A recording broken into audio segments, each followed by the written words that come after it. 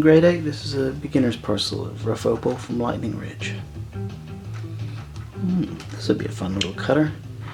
Whenever you're trying to figure out whether to buy a parcel or not, this is the kind of thing you look for, which is a white cap up on top and dark material in between and down below, and color peeking out in between them. There's no guarantee that's going to cut a great stone, but those are the indicators that tell you. You can almost see some red up in there. It's going to be a fun one. If you're a cutter and you're learning to cut and you're looking for a good parcel to start on, I'd say start on this one.